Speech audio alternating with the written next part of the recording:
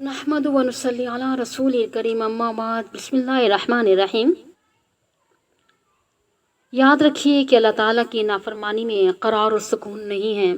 ساری دنیا کے اسباب اور وسائل جمع کر لیں لیکن اس کے باوجود سکون نصیب نہیں ہے، چین نہیں ملتا۔ آپ مغربی معاشرے میں دیکھیے کہ وہاں پیسے کی ریل پیل ہے، تعلیم کا معیار بلند، لذت حاصل کرنے کے سارے دروازے چوپٹ کھلے ہوئے ہیں، یعنی کہ جس طرح چاہو لذت حاصل کرو، لیکن اس کے باوجود یہ حال ہے کہ خواب آور گولیاں کھا کھا کر اس کی مدد سے وہ سو رہے ہیں۔ کیوں؟ دل میں سکون و قرار نہیں ہے۔ سکون کیوں نہیں ملا؟ اس لیے کہ گناہوں میں سکون کہاں تلاش کرتے پھرتے ہو۔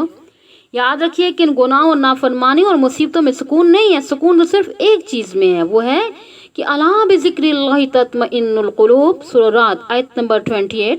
اللہ کی یاد میں اطمینان اور سکون ہے، اور یہ سمجھنا دھوکہ ہے نا کہ نافرمانیاں کرتے جائیں گے اور سکون ملتا چلا جائے گا۔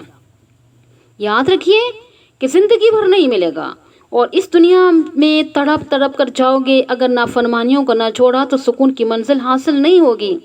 سکون اللہ تعالیٰ انہی لوگوں کو دیتے ہیں کہ جن کے دل میں اس کی محبت ہو، اور جن کے دل میں اس کی یاد ہو، جن کے دل ان کے ذکر سے آباد ہو، اور ان کے سکون اور اطمینان کو دیکھو کہ ظاہری طور پر پریشان حال بھی ہیں، فقر ہے، فاقے بھی گزر رہے ہیں، اور لیکن دل کو سکون اور قرار کی نعمت میسر ہے۔